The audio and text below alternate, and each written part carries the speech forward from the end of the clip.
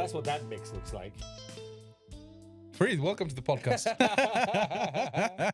What's happening, bro? Good to see you, man. You too, man. It's been what? It's good to be back. It's been about 10, 15 days since we last met. We shot on a weekend, was it? Friday, and it was launched Saturday, and it was launched on a Wednesday. And you know, the comments I've been getting both on the YouTube page and Instagram is overwhelmingly positive. Your take is very fresh. So I was like, you know what? We were planning another trio, but then the three of us trying to get our schedules aligned. It's all fucking Eric's fault because Eric you were sees in Nigeria, dude. You weren't even in the country. At some point, Kim, maybe you can help us with this. If we use something like TeamViewer or OBS Ninja, could we do a remote podcast? No, we've got Riverside. So there's an app I paid for called Riverside where we can do remote podcasts. Riverside. Yeah. Okay. So And we should be doing that when one of us travels, right? Yeah. That actually makes sense, right? Yeah. I think it's possible. Yeah. The only thing you'll need is actually you can use your phone. So what Riverside does, it'll upload from your phone, up-res it to 4K, clean up the audio, and basically in their cloud system. I've got Sarmonic portable mics that you can charge in the box, and they're pretty good. We'll figure it out. And you just plug we'll them figure into it your out. phone mic, and it's good. Anyway, doesn't matter. I was supposed to go to Benin as well, and fuck West Africa, with all due respect. Okay, before we get into Nigeria, have you ever heard of the Great Wall of Benin?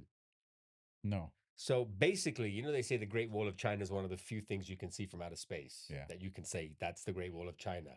Before the fucking Europeans destroyed Benin, there was a Great Wall of Benin that was, well, I think we should bring it up. Yeah. That would have been able to be seen from space. Really? Yes, from like the 1500s or some shit. I'm going to find out my phone right now. Yeah. And this was built by the local... Yeah, before the French decided to go and... Was it the French? Yeah, Benin was French. West Africa is mostly French, right? Yeah, well, Portuguese and French, but I think Benin was French, and if I'm wrong, forgive me. But here, check this out, dude. Look, this was long before the Great Wall of China, bro. Jesus Christ. Look at that. Actually, we'll just put it up over here. That's pretty interesting. Yeah. So we actually had technologies, right? Well, we had the innovation, we had all the right things going for us, and then we got colonized and things just got fucked. Yeah. And then the Europeans just left hatred and anger. Have you been to Nigeria? Many times. I used to work out of Lagos. Not out of Lagos. I used to work, a lot of my Mnet stuff was in Lagos. Let me get your opinion on it. What do you think of Lagos? I love Lagos. Really? I fucking love that place. I was doing a show for MTV years ago, and when I landed, I was interviewed by a magazine, and they were like, "What comes to your mind when you land at Mukhtar Mohammed International Airport?" Yeah. And I said, "The smell of gasoline and money." Okay, it's true. One thing I'll say is, so despite all the money they have, I feel in West Africa there's no finesse. And what I mean by that is, follow my train of thought. You'll have a very expensive 5-star hotel on Victoria Island. Yep. But then outside, literally potholes and garbage. trucks flipped upside down. You go to the main conference hall, there'll be carpets that are burnt. You go to your room, incredible room with all the latest tech, the Schneider electric cooling, spots of water on the wall. Yeah. So it's the finishing touches. And I was like, where were you staying on VI? Lagos Continental. Okay. So it's a nice hotel. It's a very nice hotel. I used to stay at Echo Hotel. Do you know Echo Hotel? I've heard of it. Yeah. It's right next door, actually. So then I went to the 4-Point Sheraton as well. Overall, what I'll say is, if Kenya had oil money like that, we would be so far ahead. Would we, though? Or would they not steal that fucking money? We would steal, but look, despite stealing, look at Nairobi right now. So one thing, let's compare it, like traffic, for example. Lagos traffic is crazy. But, dude, it's how many millions? 17 million? 20 million people. 20 million people? Yeah. I mean, so it's amazing what they've done. Without the road infrastructure. Does that like people mover that like, it's like a above ground, it's like an L train? It all looks nice on YouTube videos, but it doesn't work. None of it works for you. That's the thing. So even when we got to the main island, people are extremely friendly, but just don't have, again, finesse. So you're all waiting in line. 3 Nigerian people will just come at the front. In Kenya, there's the aspect of waiting in line, right? At the airport as well. When you land, if you look at what we've done with Jomo Kenyatta and what they have over there, they see the Zamino Asman. We're leagues ahead, man. Oh my God, that airport, dude, is like, how the fuck can that airport be so shit? What's happening, family? We've got another sponsor, MOFIT Supplements. Let's hear it out for them. We've got the whey protein, 24 grams of protein per serving. I love the strawberry flavor. We've got the pancake mix, quick and easy. Use it with water, use it with milk, fantastic. Creatine, I use 5 grams a day, and fat burner. They have a lot more. They've got a muscle gainer, they've got a pre-workout, they've got shakers. Do check them out. They've shown us some love. I want you guys to show them some love. MOFIT Supplements. Guys, you know I love coffee a lot. I literally named my podcast the Coffee Pump Podcast. So with a caffeinated podcast, you need a caffeinated partner.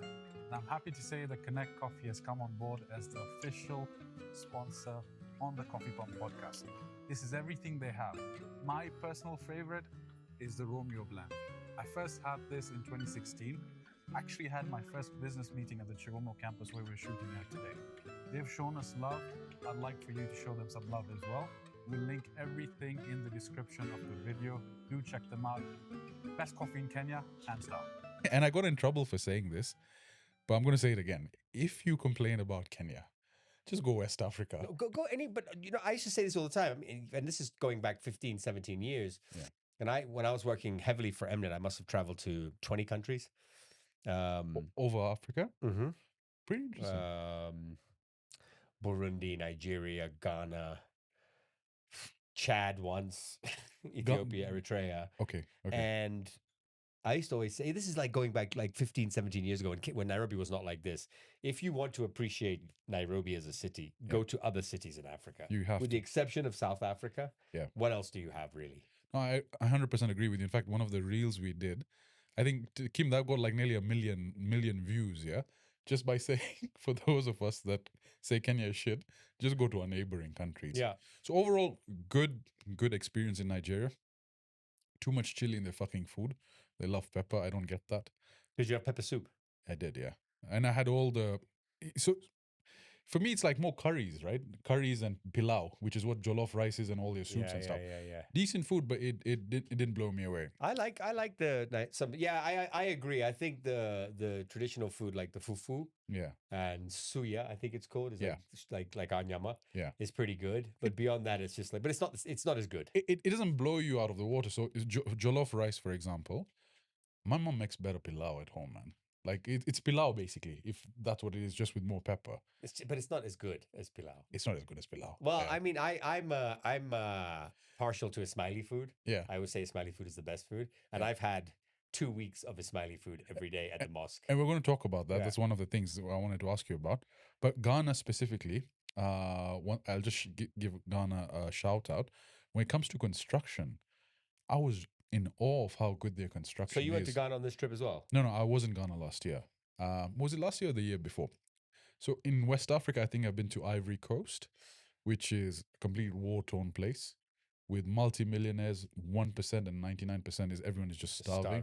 It's insane. Like it's like when we were landing on the airport, we actually had to circle again because there are goats on the runway, so they had to clear that stuff out. So for people complaining about Jomo Kenyatta, that's to note. Ghana, friendlier people, more polite, have a bit more finesse, good coffee, cocoa place. Construction though blew me away. Like the hotels, the buildings that were there. You know, when they got their independence, there was a huge reign of parliament buildings and stuff built over there. In fact, one of our earlier vlogs we did for AFIF 2023, Kim, we can just put up the buildings over here. Beautiful. Like it looks something like out of Star Wars, right? And it's all across. It's changed though now ever since things have become commercialized. They're cutting corners and stuff. But Ghana really stood out to me as a place where if you ask me where would you want to live in West Africa, I'd easily say Accra. But it's interesting though, you've got, I mean, the neighbors, between like sort of Benin. I mean, I know in Lagos, there's on the main highway, there's the road sign that says Benin, like is this many kilometers out. You've seen that, right? I've seen that, I think it's going to the airport or coming from the airport, I'm not sure. But Ghana and Nigeria, they, would almost consider themselves as brothers, but two totally different types of people. Completely different. One thing that also stood out to me was, I'm not sure if you're into art. I sort of got into it with my former boss, and we spoke about this, how there's a huge art culture. And whenever we travel, we're trying to do a vlog. Right. That it's going to be like a coffee pump vlog. So let's say when we go to South Africa, the behind the scenes, right? We are going, right? November, isn't it? November, yeah. So the Ghana vlog, the Nigeria vlog is going to come out. And we go to this art museum. And man, the art they have over there, Fareed. We'll put some of the stuff up. It gives you the reason I suggest people take a day just to go and look at the art stuff. It gives you a look into a fresh perspective of what people think Nigeria looks like, and it's beauty amongst chaos. But you know, it's interesting. I did some work in Congo, not the Congo, Kinshasa, Congo Brazzaville. Oh, in 2015, about 5 or 6 months in and out. Yeah. Sometimes for 2 nights, sometimes for a week and a half, whatever. And at the end of it all, my client, who I to this day still can't say who it was, I'll tell you off camera. Yeah. Bought me some art, and we walked into a gallery in Brazzaville, and she just took out wads of $100 bills and just kind of gave it to the artist. And I have this beautiful painting at home. It's just different, you know, like the colors, and it's stunning stuff. In fact, let me just show you one of these pictures. Kim, I'll forward it to you. We'll put it up over here as well. This one is sort of a traditional funeral-based outfit, but look at that. How stunning is that? Did you buy it? It was 1.2 million shillings. So you make money, dude. Don't be a bitch. Buy it. Or buy it for me, man. It's so cool. It's beautiful. It's called Niaje Art Studio. In Lagos. In Lagos. Gorgeous, stunning stuff. What were you doing there? So we went for a conference called the Africa Peering Conference. What happens is the internet is governed by an organization called the Internet Society. And there are different factions. There's European, there's Asia Pacific, there's South America. Africa falls under the Africa Peering Forum. Mm-hmm. So if you have anything to do with selling internet, buying internet, cloud, content, it's a good way to understand where they want to see the internet go, policies in place. There's also some cases that's happening with Afrinic, so it gives you updates. But also it's a meeting point for everyone out west wanting to learn what's happening in Africa. Oh, cool. So you get to meet people from Meta. So highlights of there, I got to meet folks from Meta, Microsoft, Google, Tencent. And these are people who run the infrastructure of these global networks, and they're there. So it's not a sales conference. It's more of an engineers conference where they try and educate you on what their plans are for Africa. Now, obviously, us sales guys, we dress up as engineers and we go and try and do a lot of whining and dining, and pretty much that's it. So did you get to chill at all? I know you said you wanted to chill a bit. So the unfortunately, what happened is on the last day, this flu that was spreading around, I think, came with us over there, and everyone was sick at the conference. So it just hit me, and we were possibly. So what did Lagos by night look like for you? Insane. Nightlife is insane. They don't start partying until like fucking 2 a.m, man. Yeah. Or like, okay, no, not 2, but like 11. So let me describe our first night. First night, we arrived, we went for dinner. People are like, let's go for drinks. So we ended up going to a bar just next to the hotel. And as soon as we get there, people are being thrown out. Bouncers over there just fist fighting with folks. Why? Someone stole something. I was like, okay, that's interesting. But when you get inside, it's basically Mzungus everywhere, Chinese. No shit. Yeah, and the African girls are light skinned. So I was like, okay, this is very interesting. So obviously everyone from the conference was having a ball. And are the African girls hookers? No comment. Okay. No, I'm just wondering, you know, you put Mzungus and or foreigners in any bar in Africa. 100%. When I was in Malawi years ago, I was with a cameraman, a very good friend of mine named Mark Moss, still a good friend. We had a company together, a production house for years, and then closed it a couple of years ago. We were in Malawi filming for the first. I've been there many times, but the first time I went to Malawi, we were in Lilongwe. Yeah. And you know, we had traveled across Africa, and obviously him and I, and sometimes white producers from South Africa. So, you know, every bar we went to, we were the ones the hookers wanted to. You know, I mean, you bring an Indian and a white guy, even if Mark was black, it didn't matter. They were like, that's where the money is. Right? Yeah, correct. So we get to this bar, and so every bar we went to all over Africa, we'd be accosted. Yeah, didn't matter. We go to this bar in Lilongwe, and the prostitutes just kind of sitting there, you know, they don't really approach us. And Mark was quite surprised. And he's like, you know, they got to really work on their marketing. It's just sort of waiting, you know. Like no, so Nigerian women are very forward. Yeah, and aggressive. Nigerians in general are aggressive. But I think Nigerians are really genuine people, though. They're genuine. They have no filter. Yeah, they'll kind of tell you what they think. Yeah, I know. Everyone tells you what they think. The thing is, what I feel is if you have a Nigerian friend, he'll be your best friend. But if he's your enemy, he's going to be your worst fucking enemy. Yeah, and I do think that, you know, they've taken a lot of heat for trust, right? Yeah. So, you know, if anyone says, he's Nigerian. Be careful. You hear that a lot, especially in other parts of Africa. The Nigerian Prince Kim, I know you've responded to some emails as well. 8 to 12 times. Yeah. No, but I made some great friends. My first trip to Nigeria is in 2011. Yeah. And I have friends from then. Okay. And and they do everything big, right? Yeah. There's nothing small. So I not last time, a couple of years back, I went to Lagos, and I have two friends there. I wish I could. Can I say that? I can say their names, Banky and Philip. Yeah. They're quite prominent Okay. in the legal and finance world. Okay. And I was with a South African producer called Sindelo. So we met in Lagos. And we were filming some content for Mnet or whatever. So first night we had like 2 days of doing nothing. So I called Banky and he said, "Okay, we're picking you up. Where are you staying?" I said, "We're staying at this hotel." So sure enough, he comes with a motorcade. Okay, Yeah. so we're in his car, and then every cop that stopped us at a roundabout, he just rolled down his window about that much, and then the cop was like, "Just go ahead." Oh, So they knew he was. Then we get to a bar. And he's like, "What do you want?" I said, "I'll have a Glenfiddich." And he asked Sindela, "What do you want?" Sindela said, "I'll have Blue Label." Right? He brought 2 bottles, a Glenfiddich and a Blue Label. We just wanted a double. Yeah. I mean, it's insane. And then around 2 a.m, he's like, "Okay, we're going to Echo Hotel now for salsa night." I'm like, Yeah. "It's 2 a.m, It's bro." 2 a.m. Yeah. I mean, that the turn-up culture there is pretty... They put us to shame, dude. And they they do. dress for the occasion. And the music is... Okay, Nigerian music is globalized now. Kenyan music is getting there, but Nigerian music is Do you think definitely... it's getting there? Is it because Nashinsky signed a deal with Sony? Do they really stay there? What do you mean? The artists, when they do the So like Davido has apparently a massive multi-million-dollar house on this place called Banana Island. Banana is like the spot. Now, where which the is the rich spot. live. Yeah. So Victoria Island was initially meant to be there, but then all the staff and all the HQs which are based in Victoria Island, people need to work there. So the commute to and from the Victoria Island. So how close is Banana to Victoria? How long did it take us? So you went to Banana Island? Yeah. Who were you seeing in Banana Island? So we have, as part of the company, we're building data centers over there. Okay, on Banana Island. Yeah. So there's areas over there. We have stuff on Lekki. Lekki Beach is nice. Yeah. So we went Basketmouth there. has a house in Lekki Beach. So we went. That site's already up and running, because that's where most of the undersea cables come. So we went and checked. You sort of have to be on that area. What I'll say is, I think maybe to go to Lekki Island, maybe an hour. So not Lekki. Lekki was quite far. Lekki actually was like 1.5, 2 hours from Victoria. Banana Island, I'd say, without traffic, because it was a public holiday when we went there, maybe 45 minutes. Okay. I had a friend who had a very high position at Coca-Cola, and the house that they were renting for was in Banana. Yeah.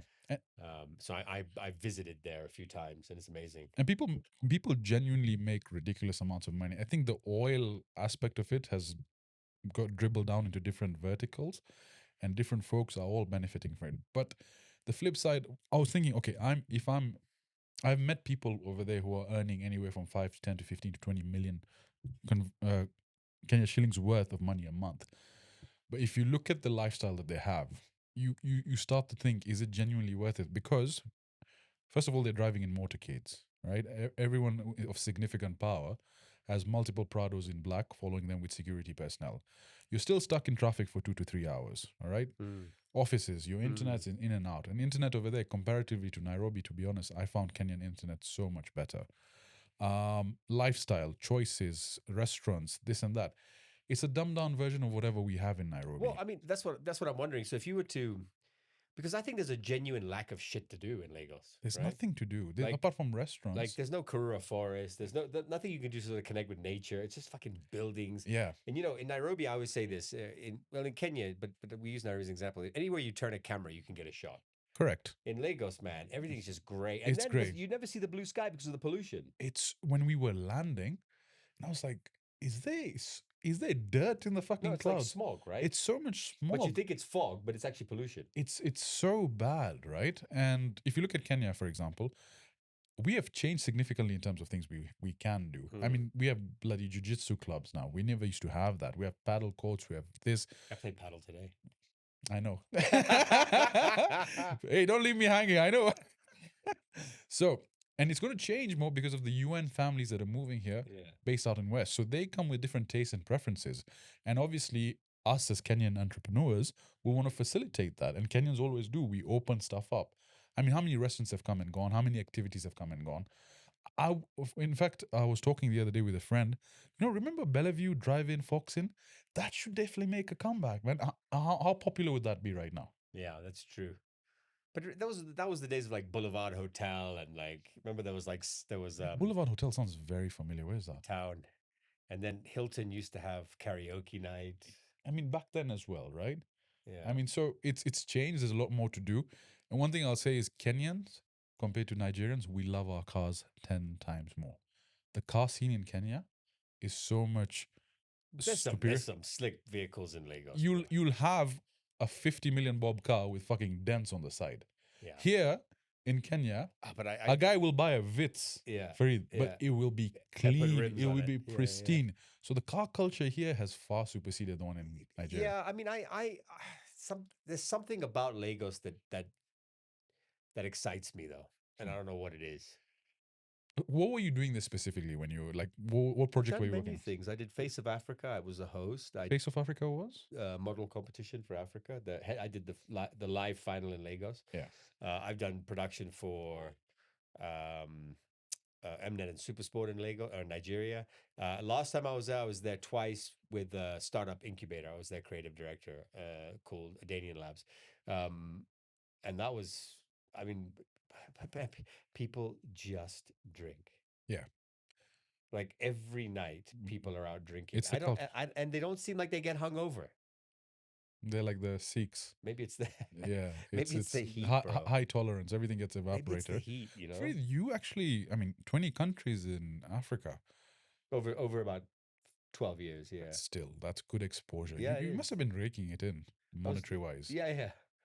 Did you ever feel, and maybe this is a question now, me looking up to you, is did you ever feel like content with the amount of money you were getting? I've never been content with the amount of money. This is sadly human nature, I think. You know, if you'll say to yourself, I don't know, you know, what you earn, but if you were to say, okay, if I make $1 million clean a month, I'll be good. Right? You hit that mark and it's not enough. It's not enough.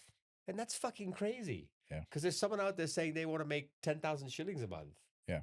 And they would probably be quite satisfied with it, you know? Yeah. Some of us, I don't know. I just want more. And I appreciate that because it resonates with my personality as well. Where, in fact, I used to, in the early days of the podcast, I used to have fights on the comments with people. And one of the things I was talking about with Eric initially was, like, you can't be happy just earning 50,000 bob a month. This podcast is meant to be for folks who want to earn a lot more. And so one guy commented, he's like, I'm happy with 30,000.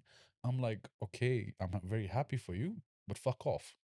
Because that's not you. That's not me. Okay, right? but let me ask you something. Do you think, like, if you had stupid money, right? Like, when I say stupid money, I mean you don't have to think. You don't have to think. You just buy it and do anything, Yeah, right? like you go to Dubai and you see an apartment for $2 million. Like, I'll take it. I'll take it, yeah. Or you don't even go to Dubai. You just say, send me videos of the apartment. I'll buy it. Yeah. And then you call and say, I like it. Yeah. Do you think you'd be happy? Of course. Okay. Imagine this, right? Because it's only fucking millionaires and billionaires who say money don't buy you happiness. Yeah. No one poor is saying that shit, dude. What I'll tell you is this. It gives you access to everything. After a certain point, everything just fades into one, right? Because how many watches will you buy? How many houses will you buy? How many things will you buy? Everything just fades into one. I'd have a super yacht. I'd have a fucking private plane, dude. I'd be fucking stupid if I was rich. Exactly. But the main thing is the experiences that you get, that you can enable for the people that you love. Okay. Your closest. That changes, that compounds. Now imagine this, Fareed. I'm a billionaire. All right. I was like, you know what, Fareed? Give me a fucking British passport. You don't need a visa. By that time, I probably have 10 passports. All our fucking families on Boeing 777 landing here private. We go first island hopping. And then we're like, after 2 weeks, when we've done podcasts on the road, like, you know what? I've never been to Japan. Why don't we go from north to south? We spend a month over there. And we're like, I need to work, Sajid, I can't. Fuck it, don't worry. Here's your monthly. I mean, get rich then, bro. If that's a life you're gonna give me. You know what I mean? No, but here's my question. Don't you want to do that? But I had a very interesting conversation with a friend of mine the other day, and I was in Switzerland for a week with my kids. I landed, as we spoke last time, and got on a plane and went to Diani with Rina's family. Yeah.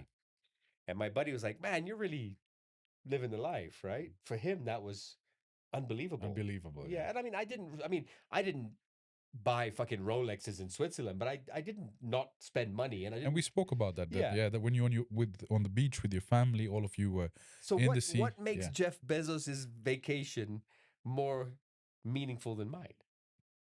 That's true. That's when you can. I don't know how to But put money it. facilitated that. You see, the thing is, Yeah, money that's true. facilitated That's the true. ability to go to Diani. What Jeff Bezos is doing is it's not in Diani. He's in some private fucking island off Yeah, the coast of That's true. Greece, Eating better food. eating better food and everything ever developed. So it just amplifies everything. Yeah, that's a fair point. Yeah, and the thing is, if you have that kind of money, just having experiences with your families and friends that genuinely you will remember I for the would rest do of it. your life. I would do it to spend more time with my family. Correct. Yeah, because this mumbo of getting up, having to operate on 3 hours of sleep, but just going to do something and trying to make ends meet just so you can have that experience after 3 months of saving up. And most people sort of get stuck in that rat race. And so what money does is it allows you to, first of all, freeze time, because you're on a fucking private jet, bro. You're going north, south, east, west. I mean, if I didn't have to work again, dude, what would I do, really? And I guess the levels to achieve that. For me, flying on a plane was a very big thing. Actually, it wasn't a very big thing, because as a kid, my parents exposed me to that. We traveled, but then flying regularly became an achievement for work. When I started working in 2016, 2017, I'm like, I'm traveling for work. Now the next big achievement for me is to fly business class everywhere I go, which I'm still not able to do. I mean, corporate wise, yes, but on personal dime, spending $5,000-6,000 in places, Dude, it's a real waste of money. it's a real waste of money. So getting to that level, that would be a big achievement. Then first class, then private jet. Well, I want to skip all that shit and go to private jet, right? So I'm not sure what we need to do, Fareed.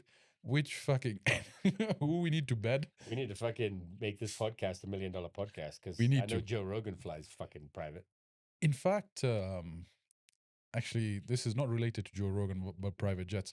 So in the data center industry, some of the founders who started this business early on, there's a company called Terraco in South Africa, which is the biggest data center operator in the world. And these guys, they started the company, they started with a small data center, and they made South Africa a completely like South Africa. I think the best way to describe it is, if we have one data center in Kenya, South Africa has maybe 50 to that scale. So all the traffic that comes to Africa first from your content goes to South Africa before ever reaching you. Really? Does that make sense? Geographically, we're in the south. All the But- traffic. Yeah. So what happens is, let's say Facebook has servers sitting in America.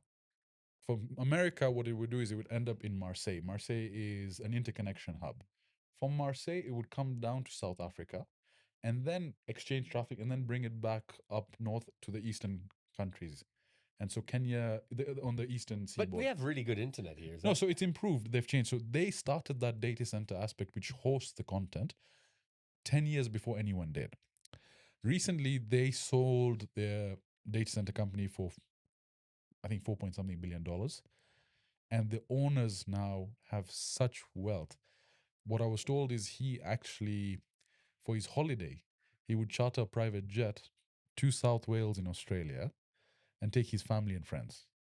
And they spent 1-2 months over You need there. to get that fucking rich, dude. I don't know how much longer I can wait. I'm not getting any younger here. And plus, we don't need to spend on pilots because we have fucking Eric, right? So that's a cost-saving Can you benefit. fly a we- plane that big? Otherwise, you have to find a new friend. But now, where are you with that? Do you still have that same drive? Do you still have that? I do, but I think there are things that have become more important. Family. Happiness, peace, purpose. Mm. But purpose for me is something that's going to anyway ultimately make me very rich. But what's the purpose now? What's Purpose the is to help. It's going to sound like I'm doing this for money, but I'm not.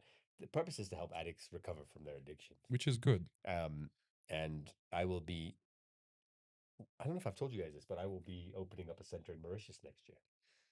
Yeah. That's well, awesome. I mean, it's obviously all sort of Yeah, in sort of planning phases right now. yeah, ran early on, but that's my plan, and then a few more around Africa. And how's that going for you right now? Because you recently launched it this year, if I'm Yeah. not mistaken. Yeah? Yeah. How much time does it take? It's taking a lot of time. Granted, I've kind of found a balance now. Yeah. I think I just did the Aga Khan's visit, which Yeah. was crazy. So I've been at the mosque every day for 2 weeks. In fact, maybe let's talk about that. Explain to me. So the Aga Khan is sort of seen because we're both Muslims, but we're different versions of it. And for most people, they don't know. Are you Sunni? I'm Sunni. Yeah. Okay. So those that don't know, Indians are not all the same No, fucking no, no, religion. no, no. They're different. So Aga Khan is seen as a prophet. Yeah, yes, he's an imam who is a direct descendant of the prophet of the prophet. Okay, okay. And so this gentleman that came is the son of the Aga Khan.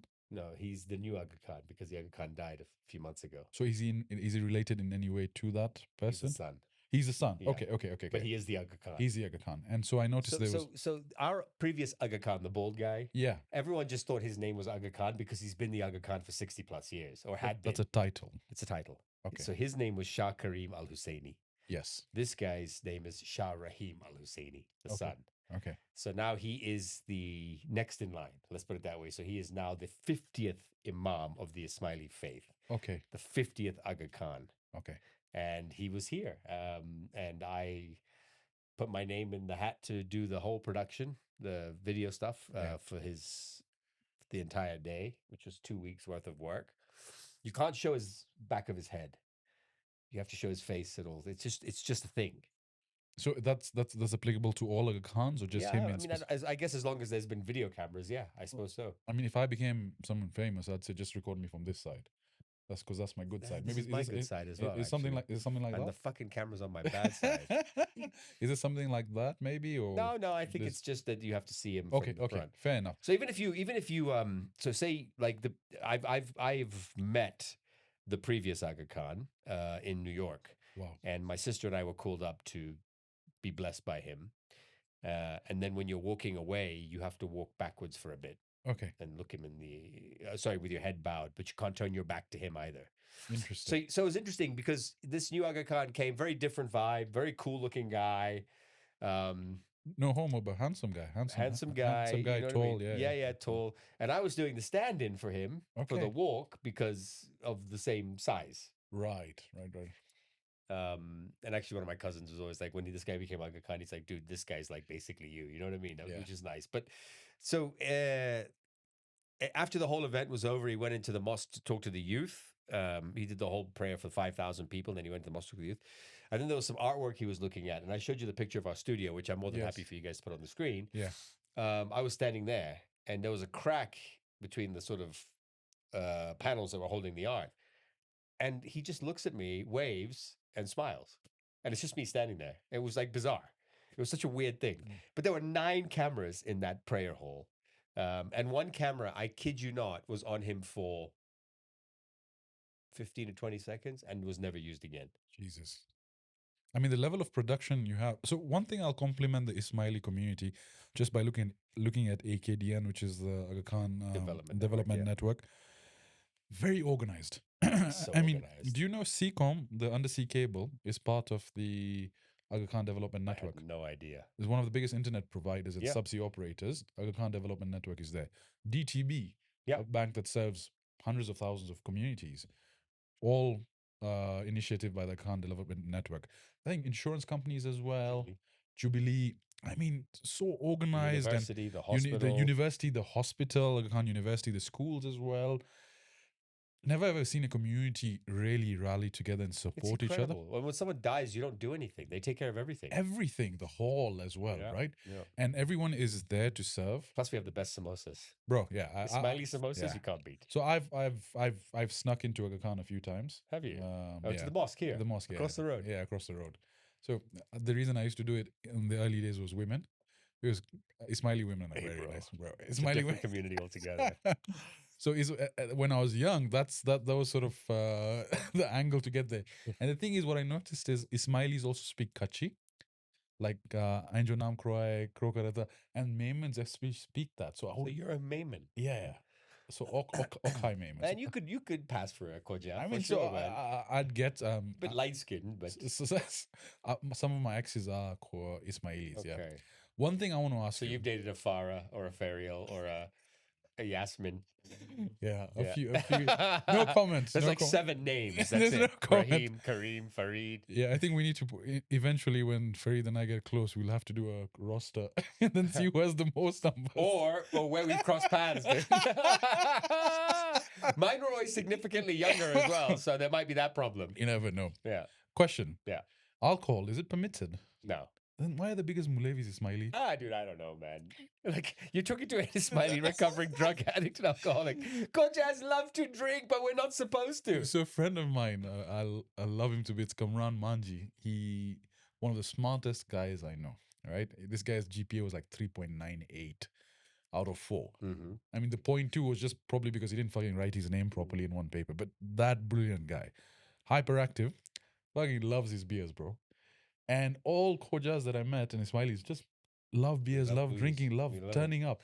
And then like Salam alaikum, they don't even say salam, they say Ya Ali Madad. Ya Ali Madad. Yeah, exactly. But it's what also we're pretty liberal. They call us Yes. Muslim light, right? Yes. Yeah. That's what they call us. We're not really sort of. I mean, women don't come fully covered. Covered, yeah. We sit in the same room. But you have a mix of everything, right? I mean, you have folks that follow it to a T, because I've seen people in scarves as well. Yeah. And you have the I typical mean, cook. our imam came in a suit Yeah, to but do his prayer. very dapper. Yeah. You saw the private jet he came on. So we'll probably need to lead a fucking religion if we want to get a private jet. Yeah. Me, you, and Eric. But it was cool though, man. It was cool. It's a different vibe. He's a different type of. What really touched me was they wheeled in, I don't know, 10, 15 hospital beds from HDU, and on his way out of the prayer hall, he stopped at every single sick person. That's amazing. Because it was like a family member next to the hospital bed, Yeah. and he spoke to the family member, and he spoke to the sick. Some of these people are completely out of it. We're not even fucking coherent. But the people that were sick, and I guess maybe this is their last interaction with the Aga Khan in their lives. I mean, they were pretty. I mean, these are on the way out. The I guess. fact that he took his time to actually do all this. And then with the youth, man, he spent a lot of time with the youth. And then in the afternoon at Serena, he had a multi-faith meeting with the Ismailis and their non-Ismaili partners. Right. You know, he was also at State House, by the way. Yeah. There was a State House lunch. I think Ruto gave him the, what do you call the golden necklace? It was The Order of the Golden Heart. Yeah, something of the sort. We can put that up there. Yeah. In fact, if you guys want to see more of this, there's a channel that I discovered called the Ismaili. Yeah. Actually. Yeah, I keep getting the updates. Yeah, Let me see if I can find the latest one. And I'll send that to you, Kim. Maybe you can just put up the video of him receiving. But it's from so Ruto. interesting, you know, the whole. I'm just trying to find this one. By the way, video. speaking of presidency, Yeah. you Are we going there? your favorite Boniface Mwangi has now put his hat in the ring. Yes. So are we voting for him? No. If he becomes fucking president, you know, we need to delete that episode. Yeah, we're fucked. Yes and no. Look, people have said worse things about the current president and the past presidents. Let's talk about that for a moment. Let's talk about Boniface and his. First of all, the fucking CGI background or the fucking green screen background of Parliament when he fucking did his bid. Like, who's going to take him seriously, right? Second of all, he's a great activist. Yeah. We can't take that away from him. He's caused governments to stop doing things that were wrong by just being loud and rallying people. And I'm never going to take that away from him. We've had our thoughts on what happened in Tanzania. Yeah. So we don't have to talk anymore about that. Do I think he should be president or could be president? No and no. Is he a proxy sort of setup? Proxy is not the right word, but do you think he's, and you mentioned this, maybe he's there just to funnel attention from someone else and votes. He's not really a viable But candidate. who's he going to take votes from? That's the problem. You see, if he takes votes from the only other person running up against the current incumbent, you just become a kingmaker. That's it, right? So say you've got who would be the next person to run again? Who would be the person to run against Ruto? I actually don't have any idea. There isn't. Yeah, but there's people they're talking about, right? Yeah. So give me a name. To be honest, Rigadi? Okay, let's talk about Rigadi. Okay, let's talk about Gishagwa. So I don't think he's capable either of winning, but I don't know who would get votes. But my point is, Boniface. So you'll have 3 people, right? So let's say you have Riggy G, Boniface, and current President Ruto. And last week we had a really good conversation on the podcast, you, me, and Eric, about maybe Ruto actually does have a plan, and Yeah. you know, but let's just assume that these three are running. Now, Ruto is the incumbent, right? And Kenyans love the sort of better the devil you know than the devil you don't True. kind of mentality, Correct. right? Boniface will only shave off votes from the challenger. That's my opinion. So I think it's detrimental to the country if you want change. Yeah, if you want to change in leadership, I shouldn't say if you want change. If you want to change in leadership, I think that is detrimental to the country. fair enough. I think that makes sense. But again, by the way, we also caught flack on what we said. You saw that, right? Yeah, but I'm okay with that. I'm okay with people saying we've been bought off. You know, we're now pro government. No, that's got nothing to do with that. I wish we were bought off. We wouldn't be fucking flying economy class. No, but I think what you have to do always, and this is to the people that the sort of naysayers. We've also hammered government.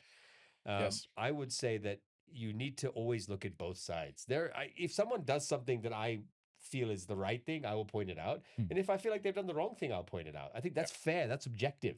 If we came in here every week and started, government this, and they're fucking this up, and taxes are this, and, we need a new leadership, and, that's easy to do, actually. It is. Just criticizing, because, again, what I feel is that gains you a lot of traction just by being very vocal. Yeah, and very I think negative. we should be honest. When I hear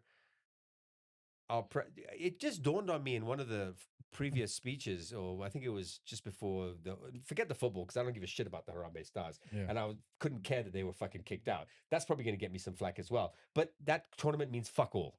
Right? When it wasn't well organized. We need to be honest with ourselves. It wasn't well organized? No, if they're not allowing the stadiums to be at full capacity, there's a security issue. Right? Yeah. Yeah. You know what I mean? And there was the stampede in one of the games and all that, right? But my point is, I don't give a shit about Harambee Stars. I don't give a shit that they're millionaires. It's cool that he did that. That's great. There was something I was listening to, and I just thought it dawned on me, and I thought to myself, hold on, this is exactly what he said when he was sworn in. So we were talking about how that's cool, man. Anyone who fucking sticks to their guns is cool. Yeah. And I respect anyone. What I don't respect is someone to back down from a challenge. Yeah. And so therefore I respect Boniface Mwangi. Boniface Mwangi is, but what you don't want Boniface to become is fucking, who's the guy in Uganda? The Mudavadi. No, sorry, Mudavadi. What's his name? Mugabe. No, not Museveni. The guy who runs against him every year and gets beaten, Bobby Wine. Yes. That's what you don't want him to become. Because Bobby Wine is never going to be president of Uganda. But he just does it. Is he the Raila of... No, I think that people would like him to be, but it's never going to happen. So, Boniface can run once and lose, which is probably what's going to happen in 2027. He might run again in 2032 and lose. Is he just going to continue to run and lose? What's not going to happen to him? He's not going to be beaten and shot at and put in jail, because Kenya can't do that. And I don't think that anyone will go to that extreme. But having said that, if he starts to get rally people up towards the election, you never know. But let's say we fast forward, we're in 2027, the elections happen. With what you've seen so far, who do you think comes back? Do you think a strong chance it's Ruto? Yeah, I do. We love the devil in this country. Otherwise, Raila would have been president at least once. Let's look at that. If Raila was president, what do you think would have happened? Nothing better than what's happening. I can't say if it'd be worse, but I just, Raila has, I'm trying my best not to say things that are going to end up walking out of this building and never being seen again. So I'm going to be careful. Raila is not, I'll give him credit. You give credit where it's due. Someone who's going to run that many times, and half of those attempts he knew he was going to lose. Yeah. Right. Like you knew before even people went to the polls. Okay. But what pisses me off is that every government that he's tried to start a war on the streets about, he's joined. That is someone who, to me, is not sticking to his guns. And I'm not saying he caused post-election violence, because that would be the wrong thing to say. Yeah. I'm not saying he caused the protests even though they were very minimal under Huru's 2 terms, or he's the cause of what started off as Mandamano and now it's obviously changed. But the other day, you see, Raila was pushing devolution. That was his am I right, Yeah, Kim? he was. His number one agenda against Kibaki or Uhuru was devolution, right? Have you seen what he said today? What did he say?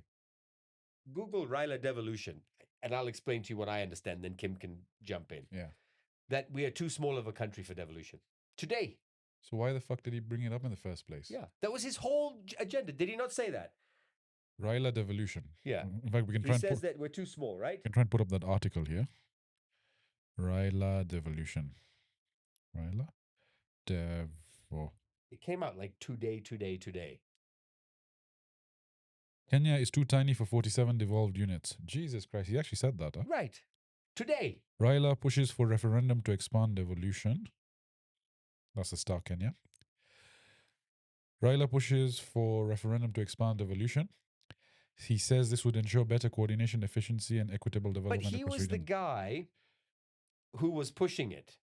So he says Raila clarified that he does not support scrapping any county, but believes Kenya is ready for a three-tier governance system comprising counties, regional governments, and the national government. This was as of 27th. Let me tell you, it's like the whole thing, right? In this country, we had not even, we didn't even know what devolution was until Raila started talking about it. We didn't even know what the fuck Sorry, I have to riparian send land was until they brought my that shit up. girlfriend my credit card number. Just give me a second. Yeah, no worries. Remember that riparian land thing? Did you just, I was just thinking about that when we said devolution. Like, Yeah. before I said, I was going to bring up riparian land, but it's not relevant. Riparian land, And then every motherfucker was like, oh yeah, yeah, riparian land. Yeah, where's that yeah. conversation? I think sometimes these topics of conversation by political figures are brought to the forefront to target a specific individual. So But, okay. I heard there were some political ties that were affected by riparian land. And one of them was our former governor because he had a lot of land proximity to this and buildings Who's were our taken over. former governor here? Sorry, what's his name? Sonko. Not Sonko. Was it Sakaja? Oh, No, not Sakaja, not Sakaja. Who was before Sonko? Sakaja's someone I have a You problem know, the guy who slapped that mama. Kidero slap. Oh. So apparently Kidero. Kidero had, and correct me if I'm wrong, guys, but Kidero had a lot of land in proximity to areas that were considered riparian land. So this whole thing was brought up to just But fight that. all of a sudden, every Kenyan started using the word riparian like they knew what it was. I still don't really know. It's next to a river, right? So my point is this three-system fucking governance will just give more opportunities for people to eat at all different levels. It'll be worse because you can't funnel and can't control it now. So these guys want to cooler, these guys want to cooler, and now these guys want to cooler. So with that riparian land thing, everyone started basically coming and saying, where your permits, this land, sell this land, break this land, we need to pay for this, you need to do for that. It was like also registering for the medical thing, which never really went anywhere. Huduma number. Huduma number. Remember that fucking bullshit? Remember That was that? such a joke. My mom was in hospital, so the guy came to Aga Khan to do mine. I was in the waiting area. Where the fuck has that gone? Do we have Huduma numbers? What is it? What is that for? I've even forgotten. But remember the panic they caused? We too, but I never received mine. We've never received it. But some people did. But what are they used for? Or the fact that, like, now, the other day I was driving and it was the 31st of June and my insurance expired on the 31st of June. It was 1st of May I was driving. Yeah. And I completely blanked my car insurance. So I'm driving and this cop fucking takes his phone, And scans it. scans my license plate, pulls me over and says, your insurance is expired. I'm like, where the fuck do I live? So I think what they were trying to do was initially gather all your information under one technology bracket. To collect information on buying trends, insurance, cars, this. It's data mining, isn't It's it? a data mining, which they can sell, right? Which you know a lot about. Yeah. So, and a lot of people are doing that, and it's big money. And political figures are still doing that, by the way, quite heavily. And So what do you think is going to happen? Like, technology is crazy, right? Like, you can't, because we go to the ballots like we're fucking in the Stone Age here. Right, you go and then you get you still have to do the. I stopped voting after. I've never voted. Okay, well I stopped. Have you voted, Kim? Never. But this time, Are you Gen Z? Yeah, because all these fuckers are coming out, dude. Will you vote this time? Yeah, this time. No, but dude, you know how many people in his age bracket there are in this country? 19 million. Yes. 19 million people in Kim's age bracket. So you guys can make a difference. So if half of them go out and vote, that's a big difference. So, I think the president's got a lot of work to do to convince them that he's the right man for the job. Yeah, Who are you voting for? Not Ruto. There. And I would imagine. We'd probably vote for Ruto. Now I would. The devil we know, right? I'm getting richer, bro. You know what I mean? I'm sorry to say it. I just got a good job. You know what I mean?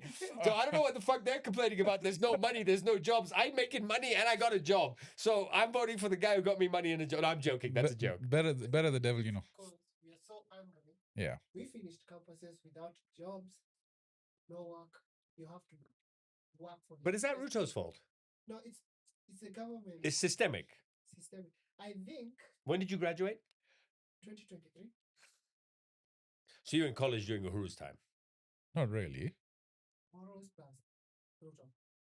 2023. When did Ruto go into power? 2023. I got in 2018, first year. So last year, Uhuru and Ruto, of course, yeah. President, Vice President, and then Ruto's tenure. Yeah. And you still, I mean, you do this. Is this a job? It's not your dream job, though. This I want to get you fired from here. A hobby, like I love doing it. Right. So what would you be doing? Sorry, would you like to? But I just want to know. Right. Do we need to get you mic'd up? By the way, someone put a comment saying if you give Kim the permission to speak. No, this is better. Yeah, he should remain a mystery. Yeah. No mic for you, bitch. I mean, I did electronics and engineering, and I did an attachment which wasn't paid for. Oh, people love to give internships in this country, dude.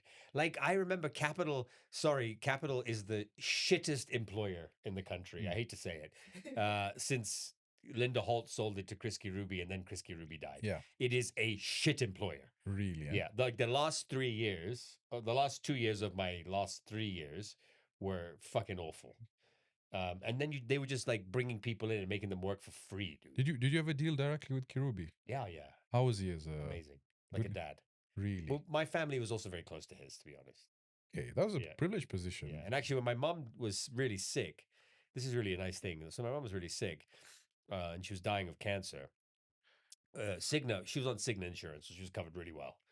But they would not buy the medicine outright. You had to buy it, and they would refund you, and it would take 90 days. And she was on about $1,000 worth of medicine per month. Jesus. And I was just chatting with Chairman Kirubi one day about it because he was also sick at the same time. And I was just thinking to myself, okay, I just got to get through the next 6 months. That's it. Just 6 months. And I was just, my sister and I were just forking out cash for this. And my aunts and uncle were helping. And then one day I got an SMS and he'd wired 700,000 shillings to my account. Really? And then when I called him, he said, just get your mom her medicine. Yeah. That's so nice. Yeah. Eh? He died very soon after that, actually. And then when he died, I don't know if we're going to keep this in the podcast, and we're thinking about this. When he died, they started deducting that money from my salary. The money he gave me, dude. That's what I mean. You know what I mean? And I don't give a fuck, dude. It was like 50K a month. Fucking keep it. You know what I mean? But still, the fact that he called you directly and said, take care of your mom. Yeah. I know it's a sensitive topic, but for cancer and the medication, have you heard of the new wave of ivermectin and these fentanyl? These medicines that apparently help cure cancer? Oh no, fentanyl is just not fentanyl. Ivermectin and really, like, cure cancer? There's a dye. And there's a clip that went viral on Joe Rogan where Mel Gibson was. Oh yeah. Where he said, "I've had 3 friends with cancer and they're all fine." Yeah, maybe we can put that up over here. These particular strains of medicine, apparently one is like a clothing dye, and one is apparently a dewormer for dogs. And humans have that, and it's known to cure stage 4 cancer. Well, that's cool. That's something I really want to explore because I think I think a lot of our health conditions scientifically are things that can be cured with a different outlook mentally. Fareed, when you look at all this stuff, man, as you start getting into this, what's like the matrix element of it, these holes where everything is interconnected, diseases are coming up to sort of benefit big pharma. And you look at what COVID did and the aspect of control. To be honest, that was all a ploy. I think we can admit for a huge part of it that they just wanted to see what they can do with that level of control, right? Because governments want control over you. Is that what you think? I genuinely think that. I think COVID was a big pharma play that's part of a larger play to get more control. Do you think COVID was... I mean, we know COVID was made... They say it was made in Wuhan. Yeah, I mean, there is that element, but there's also ties to American entities. Bill Gates has been tied to... Ultimately, what they want is they want to have controlling facets. And again, this is going into a territory of... what's the word that I'm looking for? Conspiracy theories. that a lot of these foundations essentially wanted to sustain Big Pharma. How does Big Pharma continue making money? It's by selling you medication and Okay, by inventing disease. I'm going to Yeah. ask you a question, Yeah. and I want to hear more about this. Yeah. Do we have Kenyan conspiracy theories? I mean, we've never seen a fucking Kenyan person talk about aliens not landing here. Have you ever seen a fucking alien ship over here? Yeah, or when, I don't know, give me a disaster that happened here. Westgate. Yeah, Westgate is a conspiracy. But it's not a conspiracy No, theory. so I mean, It's no, terrorists, right? I've heard conspiracy theories about that, of what happened after the fact. But the actual attack no, I think that was genuine. was Al-Shabaab, right? Yeah. Or Al-Shabaab? Al-Shabaab, right? So, But conspiracy theories like it's like a Western thing. no, so Like 9/11, it didn't really happen. Man on the Moon didn't really happen. Aliens didn't happen. but if you look at the fact that our military presence from Western countries increased tenfold over here, that was post Westgate, right?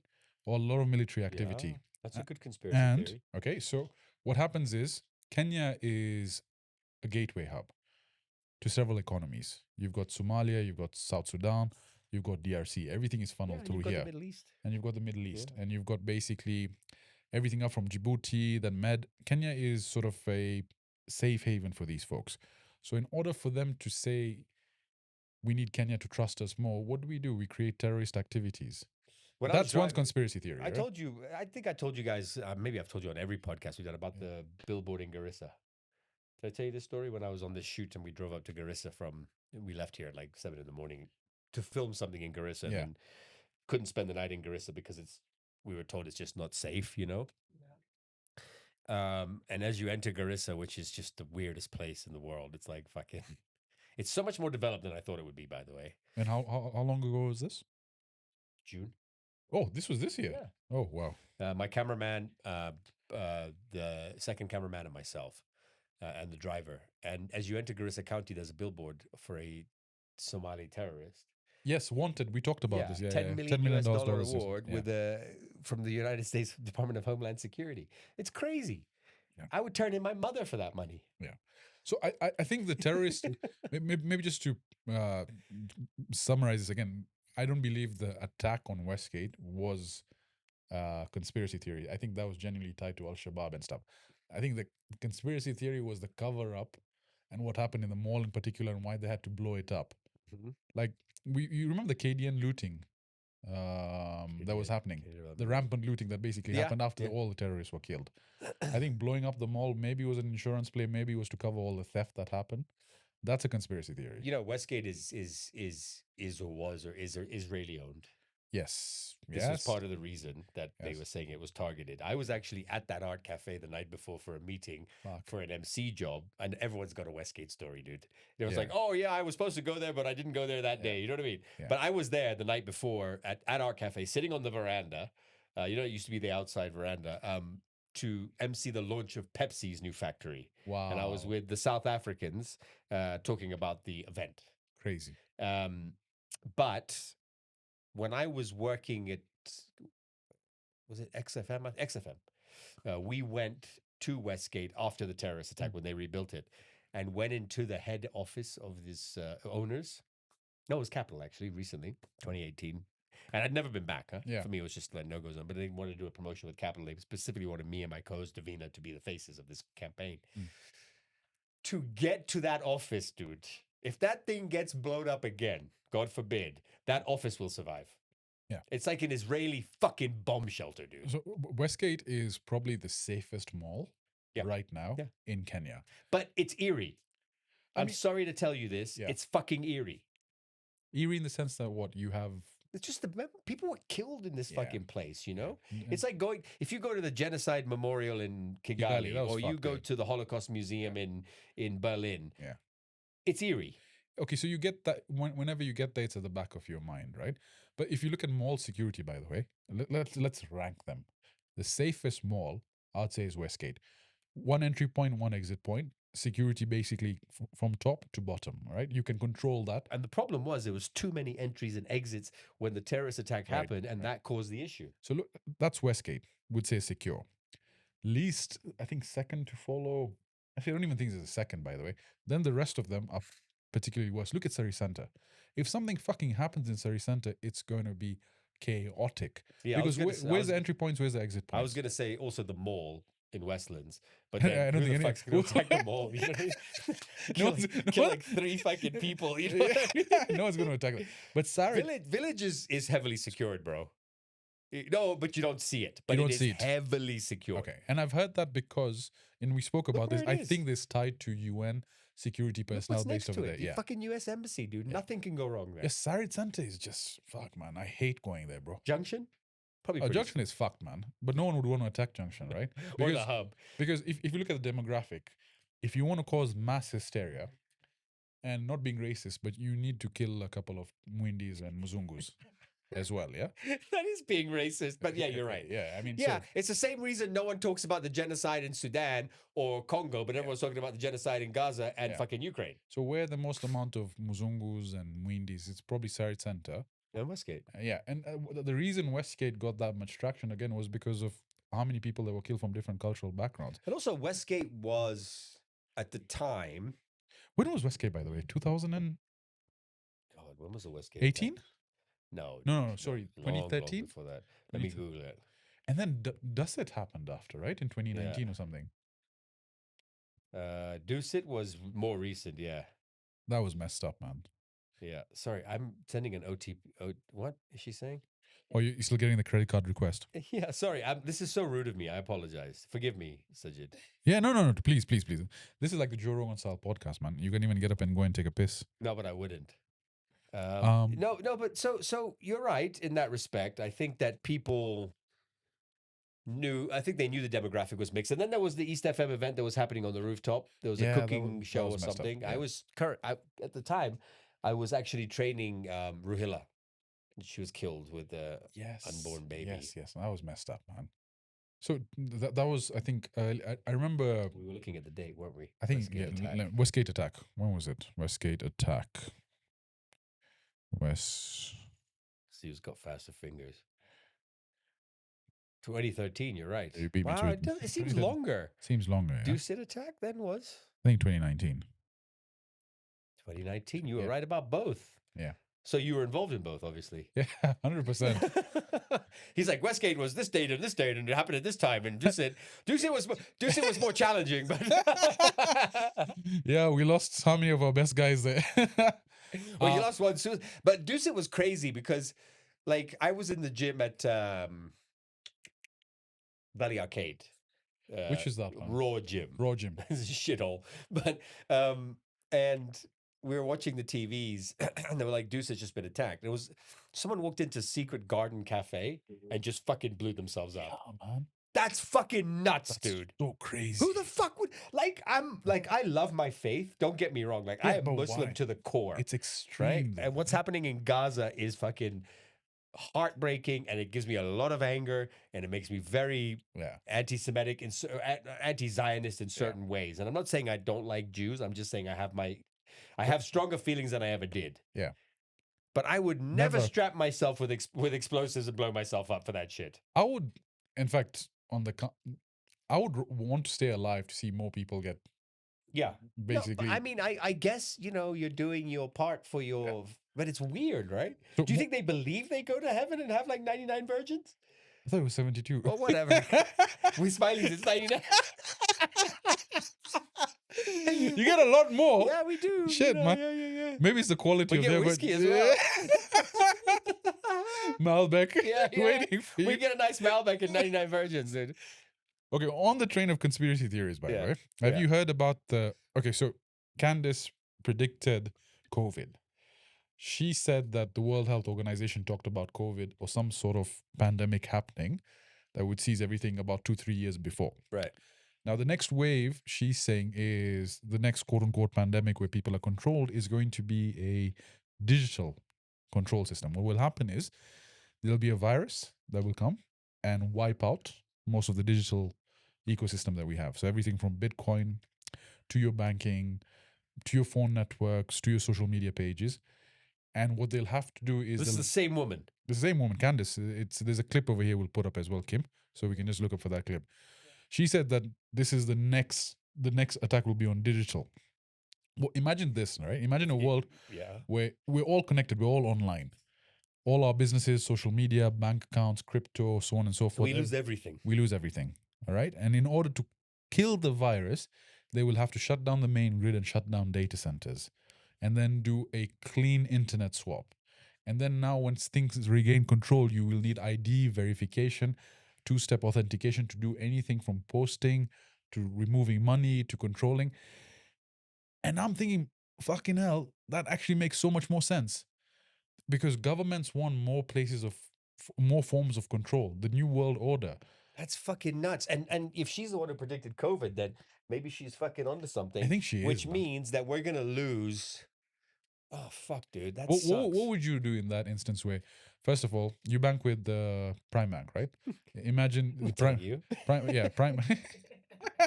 Prime Bank's firewall is not that you great. Run a data center. I'm not telling you.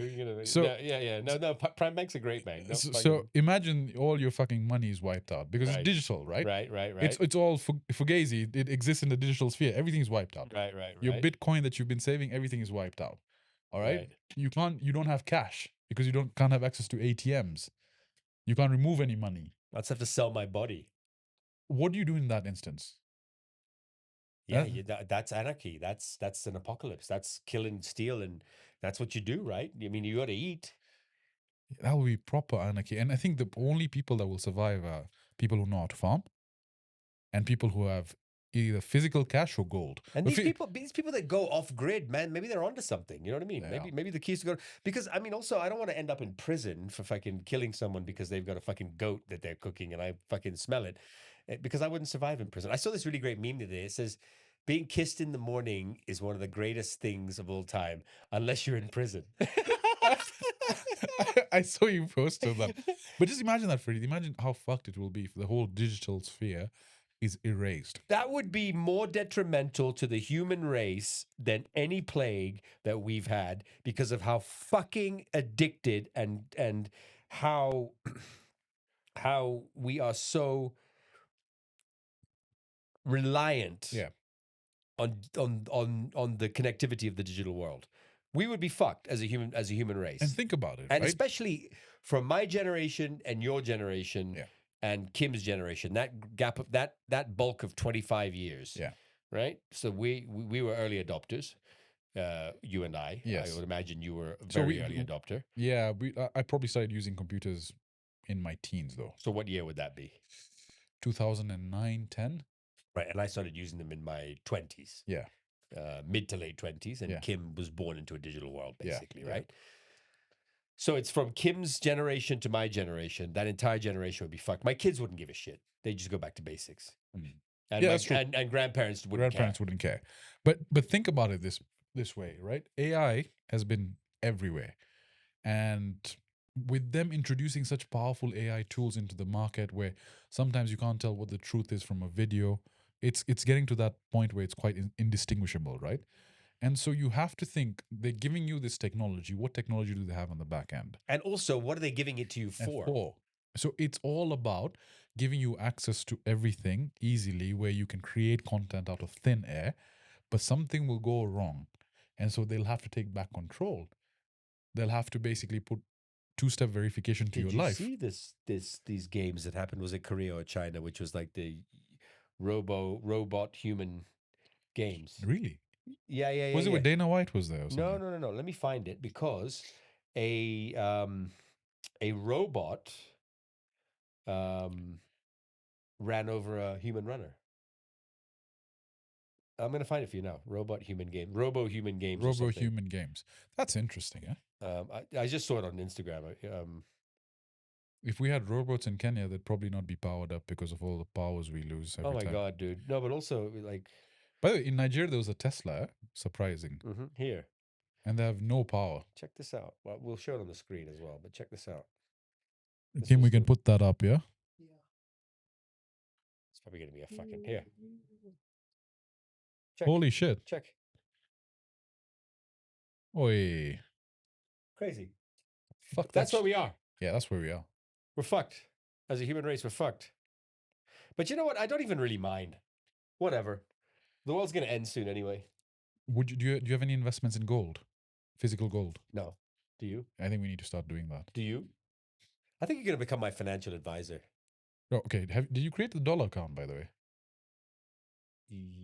I think we No, I have a dollar. I have a dollar account. I told you to put everything in dollar, right? The interest rate is less, but I guarantee you, over the next 12 months, Kenya shilling is going to reach 160, 170. God, that's a dream. So we're going to get. I earn a lot of my money in dollars, by the way. So I've been playing on crypto. The thing is, I think I may be late to some places, but it's also greed. I've doubled my money in a span of 2 weeks. But I'm like, let me triple it, and then it just fucking gets short. Dude, if you weren't an early adopter, forget it. Crypto's never going to have the fucking boom it had. Forget it. I'm banking on a coin called XRP. So think of Swift, but digitalize and tokenize and decentralize XRP. And the thing is, XRP, there's so many coins you can do. Like one transaction, you can do hundreds of times in multiple seconds. So it becomes more effective than Swift, which is 1-to-1, right? Which means you're hitting at any point where the value is, you can hit it. Correct. Exactly. And it's a digitized. So there's everything is like that. Where Swift was I send to you, but I can send to you 10 transactions in one instant over 100 folks, and it happens instantly. So that's the appeal of XRP. And what they're saying is XRP is likely to hit $1,000. The firm believers. Right now it's at $2 to $3. So that's what I'm banking on. So if you've got one XRP. Yeah. So imagine that that's XRP, huh? How do I buy that? So you can buy it on Binance. I can't get a Binance account. What they're saying is that in order for MetaMask account, I'm going to check my value now.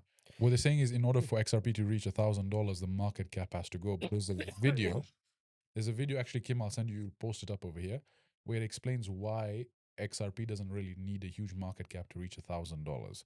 Just watch that; it's pretty interesting. That's one coin that may have opportunity to really go big. It's the third or second largest coin now in terms of market cap, behind Bitcoin and I believe Ethereum. Visa or MasterCard, one of them have launched a XRP card for transactions. Serious? Japan has adopted it. Saudi is adopting it. That's so weird to me, dude. Donald Trump announced it in his crypto. But do you think crypto will ever have what it had 5, 7, 10 years ago? There's two schools of thought. There's, if you look at the folks in 2020, 2021, when Bitcoin reached an all-time high of $20,000, they're like, fucking hell, this thing is never going to go higher. And it came all the way up from 300 to 1,000 to 2,000 to 20,000. It reached 100,000 this year. So there's a possibility that it might go to 500,000 or even 1 million. Or it could go down. Or it could go down. Imagine that virus comes in and wipes out all your crypto reserves. Well, we're fucked, yeah. So that's why I'm worried for it. Like, what do I do for money, man?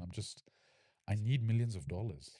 You have to help me get millions of dollars. You're talking like you're the only, you're the first person in the world who's thought of that. I think, do you stay awake at night thinking about how much? We should have the calls then. No, because I normally call Eric at night. I'm like, what's up, motherfucker? Are you thinking about money?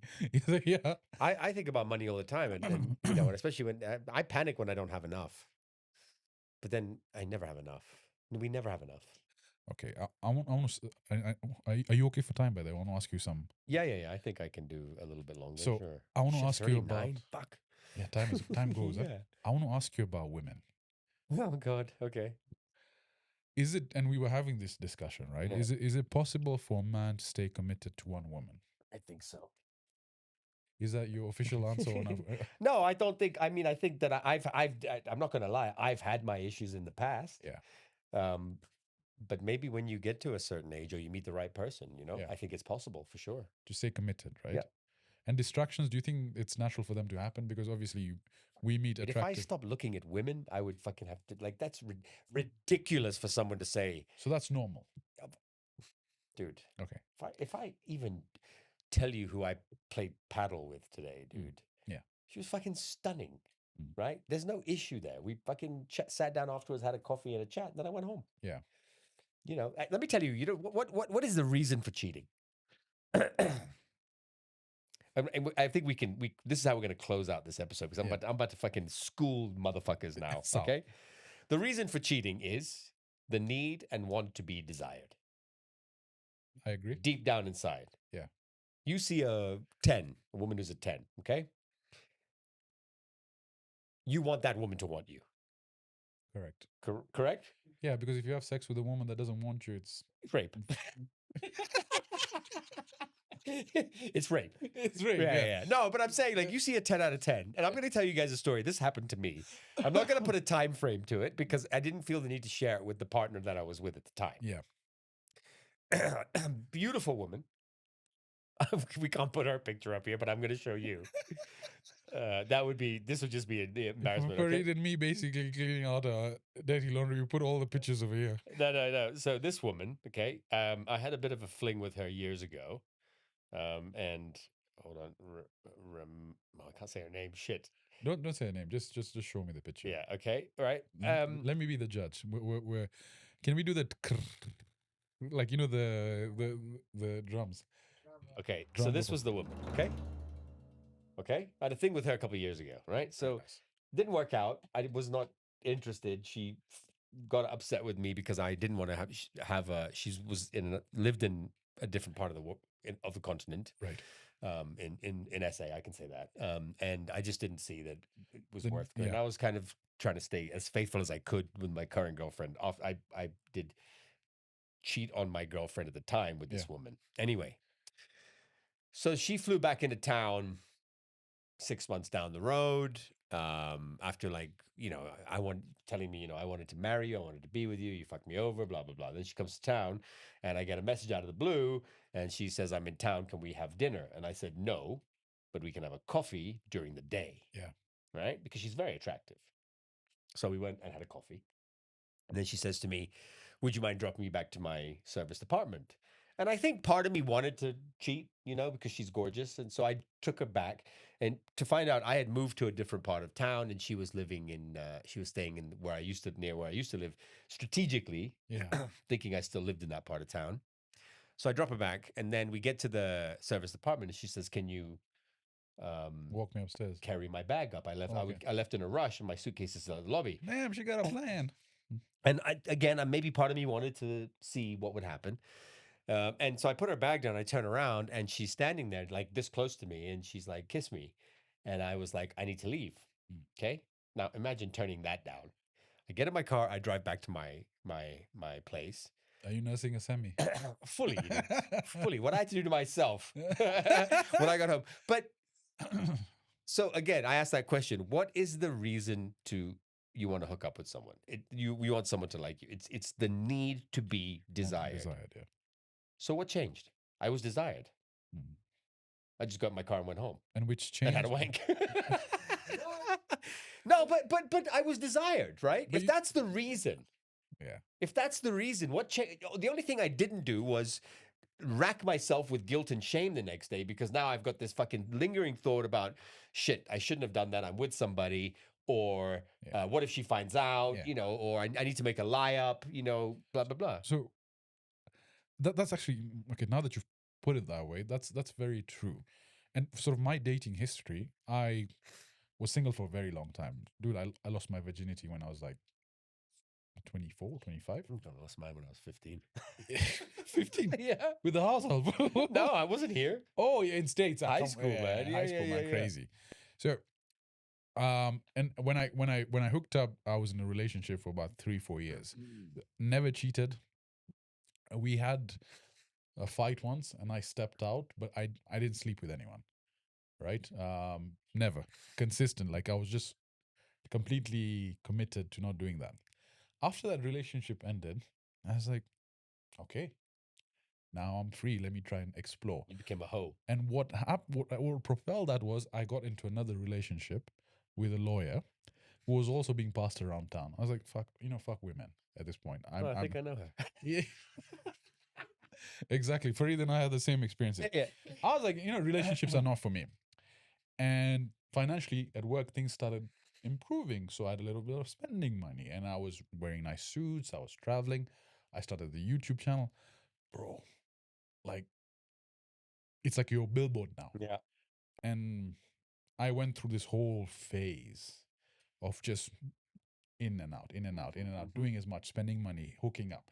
And it was really good times. But also times where I was like, what the fuck am I doing? Like there's some women, I've hooked up with them and like fucking sumo wrestlers, bro. I mean, I've done that a few times in So, my life too. but you see the thing is the Instagram filter. Hey, bro, that thing is a fucking It's the Tinder such filter. a fucking lie. Okay.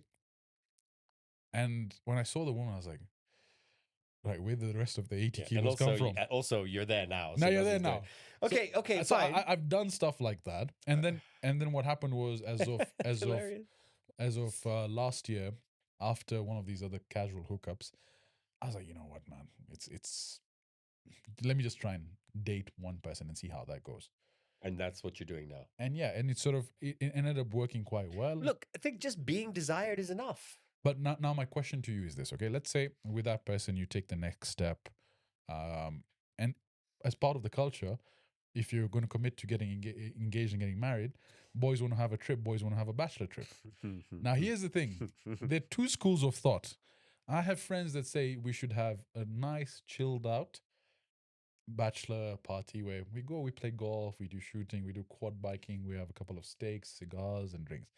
And then I have other friends who are like, whores, drugs, Yeah. rock and roll.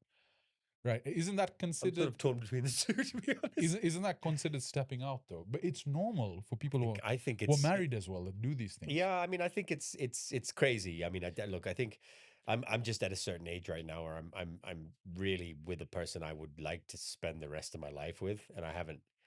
Besides my ex-wife, I haven't really thought that about anyone. You know, I mean, between my ex-wife and my current partner, I dated 3 women, all great in their own way. Yeah. But they were not people I was going to spend the rest of my life with. You know, Hmm. maybe it's an age thing, maybe it's a maturity thing, maybe it's the realization that it's still okay to be desired. Yeah. Okay, and for example, maybe this is back to the aspect of fidelity. I know a lot of guys who are great husbands, right?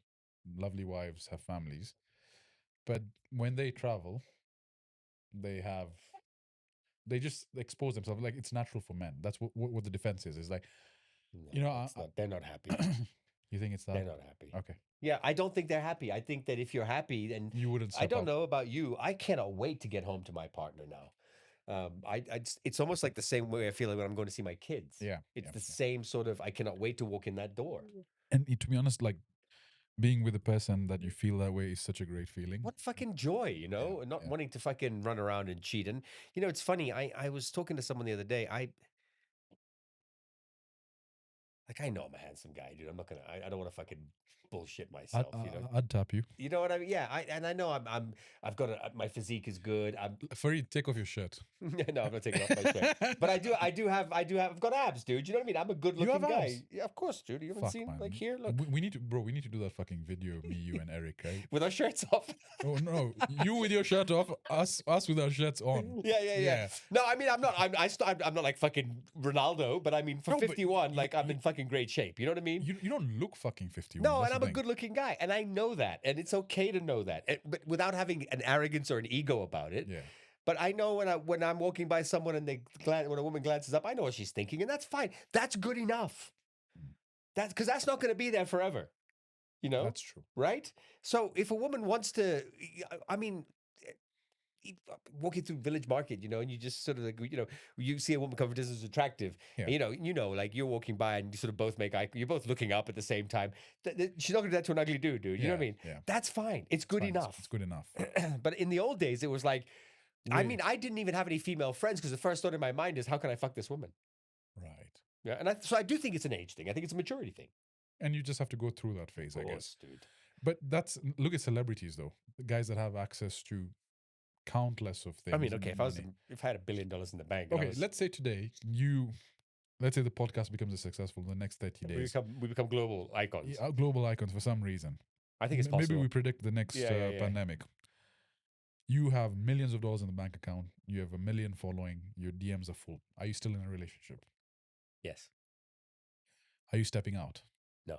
You have fucking Beyonce DM you. You have Shakira. Fareed Khimani. You know, but it's fine. Shakira. One day we're going to play What's in My DMs. You know, put Shakira shaking her hips over there in front of Fareed. It would be hard to say no. I'd watch that shit and then go home and wank like I did with the other chick. But you know, when you bust a nut, by the way, it just disappears for a bit. Yeah. Yeah, you like you. What's like, the difference, you like dude? reset. What's the difference? But Kim, there's a limit. Don't bust a nut 8 times a night. Yeah. No. He's young, dude. It's fine. He's got enough in him. But you know, it's interesting. You talk about you know, being a celebrity and having millions of dollars and all that, right? What happens to all these celebrities that fucking cheat and party and all that? They all end up fucking lonely and depressed. Britney Spears is the fucking best, dude. Like, look at Charlie Sheen, by the way. I used to look, Charlie He has Sheen. AIDS, bro. It's crazy. Yeah? By the way, he's got a biopic coming out. Have you seen Platoon, Yes. the film? So good. Like how good he was He of was an so actor. good. That's not Like, he was in Wall Street, man. He Yeah. was in such good movies. Yeah. Handsome guy. Like 2.5 Men was where I was fully exposed to him. And I think the first 6-7 seasons with him are probably peak cinema. Yeah, And that got me down the rabbit hole of Charlie Sheen. yeah. And just as a character, as a personality. And then he just lost his fucking mind because of drugs. Because of the money. He was being paid $1 million per fucking episode. And it wasn't. I mean, it was a good show, but it was like crazy good, like crazy, Yeah, like crazy. Like yeah. he was like, no one would think that a film actor would ever go to TV And do a make sitcom. and do a sitcom and make more money. Yeah, and then it died when they brought in Ashton Kutcher after he fucking dropped out. They fucked it up. That was good.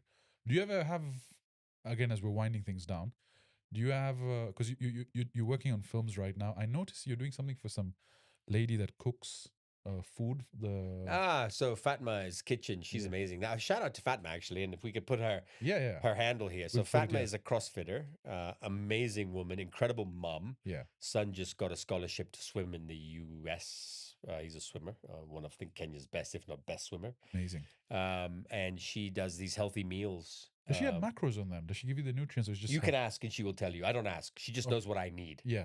I get 1 meal a day from her. It's usually my lunch or my dinner. So after this, I'll go home and have it. And it's got enough protein, carbohydrates, and everything you need. I think I need to start doing that. Fatma's Kitchen is amazing. Please, I say this because she's been such an incredible mom, and I know she works really hard to keep her kids. You know, this whole thing about going to school, and it's not cheap, the whole thing. Yeah. Oh, we'll put it up over here. We'll definitely set it up. if you want to get really good, tasty, nutritious food and help somebody out as well, then Fatma's Kitchen is the way to go. We'll put it up here. And I saw you posting about that. But also work-wise, on production, digital media, and film, are you working on anything right now in particular, aside from this past week, whatever happened? I'm working on a travel show with a international footballer, African footballer. Okay. In early conversations now. Okay. Which will be incredible. 8 episodes in different countries across Africa. Insane. Yeah, but with an American company. Okay. And they've asked me to direct a few of the episodes, so that's cool. But I haven't signed any contracts yet. You know, this industry, things can happen and then they don't happen. And then the wellness center has been my focus. And I'm hoping that we do get to go into Mauritius. I'll go and visit Mauritius this year, and then hopefully next year open up the new one in Mauritius as well. There was a film project. Did I tell you about it? Yeah, you did in the last episode. How hard would it be to get a film funded, get you involved, get it produced? Because I'll send you what we've drafted. Yeah, I'd the love to story. see it. The idea is it's a chase film, but it's chase film throughout Kenya. Yeah. That's cool. I mean, I think there's definitely scope for that. Like, how would we go about getting, like, let's say whatever we're doing, if it doesn't pan out with the film funds, getting funding for that locally, getting it made, getting Well, scripted. I have a really connected African friend who is a 3rd generation American in New York from Guinea. And he has some really good contacts. So if you're interested in having a conversation. So right now, I just met, I don't know if you know the film Manchester by the Sea. Yeah, the one So with I was just on Casey Affleck, right? 45-minute call with the producer of that film through this guy. Really? Yeah. Yep. Her name is Lauren Beck, and she's amazing. So I'll send you I'll send you what we've I can prepped. set up a call. I mean, we can have a conversation. She's cool, and she wants to do a lot of cool shit in Africa. I'd like to get you involved in that as well. Eric wanted a scene, but that would be so cool if the career goes from IT to just podcasting and film. I mean, but it seems like that's where your passion is. It is, man. And tits. Is that a good way to end? Yeah, I think so. Fareed, thank you. Thank you for coming on Coffee Pump. Thanks. One of many more. We're going to do a trio now with Iotwe. Kim, when can this one come out, this episode? When can people expect it? Sunday. Please. Sunday's good. Sunday evening would be good. And I think we're going to shoot Saturday night. So if we get another one out next Wednesday, we're golden, so man. if we can do Sunday night, the views though are not that great. Sunday day? Is that a good time? I don't know. What are the problem is Sunday day at 10, all the Kenyan podcasts launch. So then we do it Monday. So I was thinking, no, we tell him Sunday. Okay. Yeah. No, fuck it. We want to publish Sunday night. So what is the sort of optimum? Wednesday, middle of the week is always the best because that's when people are home. Okay. And between 7 to 9:30 at night is peak viewing hours on this channel. Let's do it. But I would think Monday is not bad. Monday evening is not Monday like 9 a.m. when people are in the office and they don't feel like working. Would that be the perfect time? I feel like that would be. But for you, with podcasts, what I've realized is you don't get all your views on day one. If you notice, they take 2-3 weeks. Yeah, actually, I wanted to look before we close at where our views are now. I think we're on 6, right? Look what I just opened. I just opened up to this, dude. YouTube statistics. This was hard, dude. What is wrong with me? We're on 6K. Yeah, and a week ago it was 1,000. Oh, what are the comments now? I want to read. Let's read some of the comments. Yeah, actually, let's read some of the comments. So, by the way, we're gonna do what's in your DMs next week with Eric.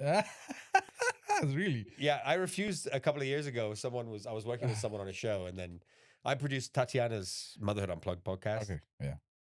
And she was like, "What's in your DMs?" And I was like, "Dude, I get a lot of messages from gay dudes, by the way. Really? Like a lot." Interesting. So I'm just opening it up right now. This is the trio episode. We're just reading the comments. Coffee Pump, Harambe Stars. There we go. So the most popular comment, let's go from newest. Mm-hmm. Always a vibe with the trio. That's from JG_X. Mm-hmm. Patricia Juguna 9554 said the best trio.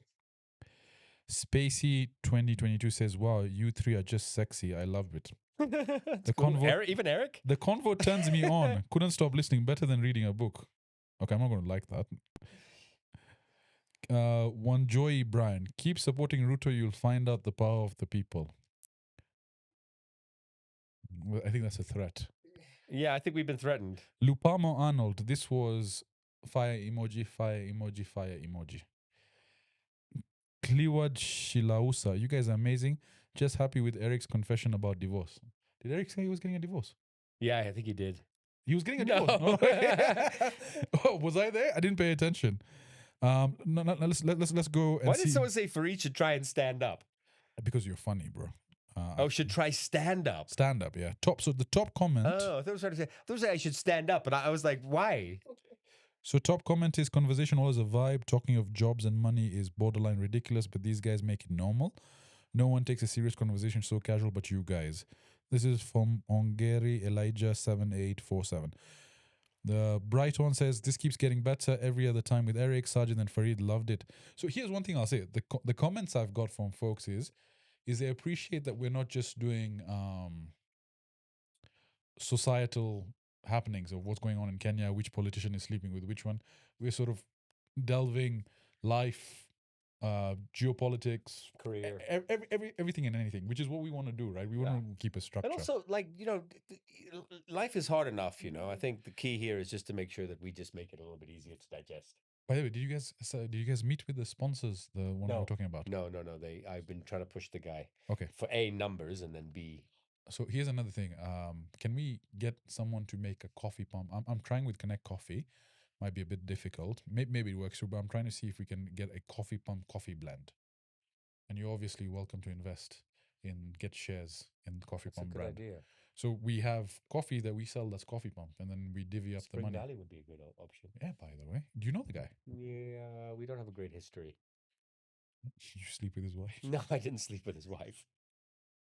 No, I think we're cool now, though. This was a long time ago. He had naked pizza. That was his and I fucking went off on them on Twitter once. Yeah, naked pizza wasn't great. It was shit. It was shit. It was so fucking shit. No, disrespect. Spring Valley is good. He's come up with something. But the reason I want to do with Connect Coffee is they've showed love. But again, and the coffee is great. Have you been to Connect Coffee? Good, yeah. We should actually do a podcast at Connect Coffee. Organize it. Let's do it. And what I wanted to do was also, Eric and I were planning to have a meet and greet.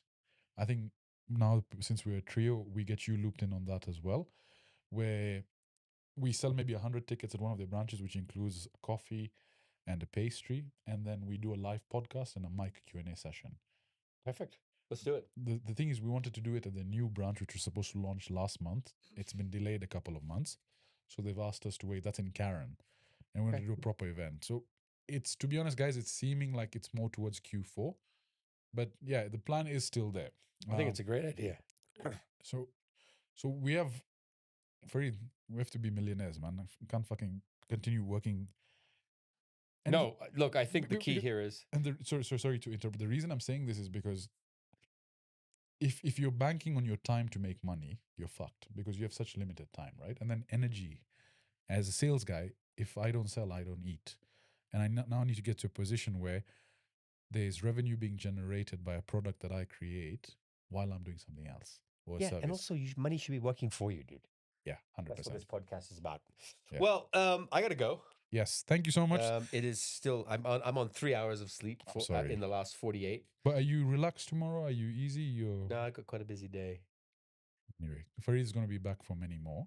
Sunday. And we're going to go through his fucking DMs from 2013. What's in your DMs? What's in your DMs? Dude, you don't even want to see my shit. Would you ever give your phone to your partner? I think we should ask Eric that question when we see him next. We'll talk about it on that podcast. So you guys will see us on that episode. Anyway, guys, thank you for tuning in.